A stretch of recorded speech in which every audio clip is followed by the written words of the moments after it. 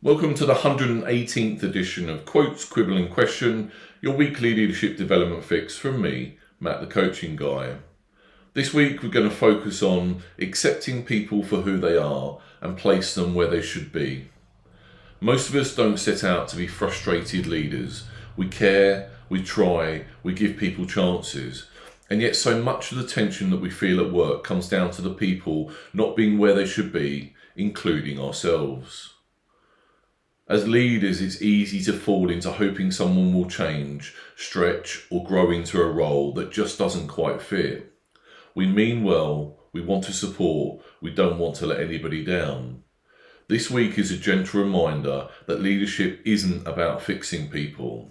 It's about seeing them clearly, accepting who they are, and helping them land in the right place. And sometimes it's also driven by the team member and their desire to be something that they are not, or to show they have more breadth than they are capable of, which in itself isn't a bad thing. They are just not focusing on filling the weakness gaps. They need to be focused on their strengths. And helping people to focus on what they are great at and what they love is one of the most respectful things a leader can do. And this is why so many people seem to be experiencing burnout. It's because the role that they play isn't aligned with who they are and what they should be doing. So here's your quotes for this week. A task of a leader is to get people from where they are to where they have not been. Henry Kissinger. You don't build a business, you build people, and people build the business. Zig Ziglar. A squirrel's job is not to swim better, it's to climb faster. Peter Drucker. To manage yourself, use your head. To manage others, use your heart. Eleanor Roosevelt. And so your quibble for this week is, well, I'll just coach them a bit more or invest more time in them. If you've thought that, you're not alone. Most leaders do. Sometimes coaching is exactly what is needed, but sometimes no amount of coaching can make the role feel right when it simply isn't. This is where leadership gets uncomfortable. We start confusing effort with fit. We keep pushing because we don't want to disappoint or have a difficult conversation or admit that the role might be wrong. And quietly, both the leader and the team member feel it. So honesty is essential for growth. So watch out for these things in yourself. The same conversations happening again and again. You're feeling drained or frustrated by one particular situation. Someone's trying hard but never quite gets it. You're carrying more than you should be because it's easier.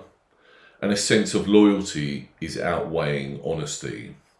And these aren't signs of failure, they're signals asking for your attention. So here's my take on how to self-correct. Pause and really look. Who is this person at their best? Not under pressure, not on a good week, but consistently. Separate the person from the role.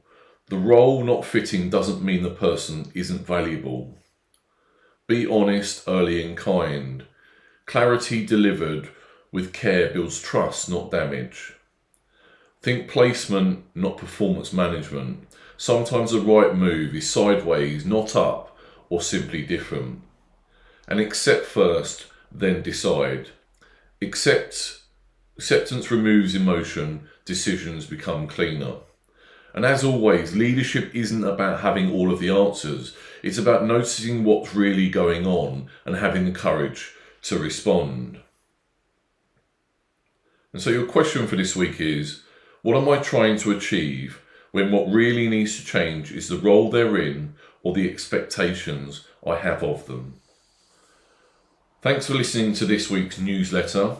Should you have any other subject matter you'd like to hear more about, do drop me an email at matt@thecoachingguy.co.uk. And if you're thinking about stepping into coaching and want to rise, lead boldly and live fulfilled with coaching that changes more than just your career, drop me a DM and let's see how we can work together.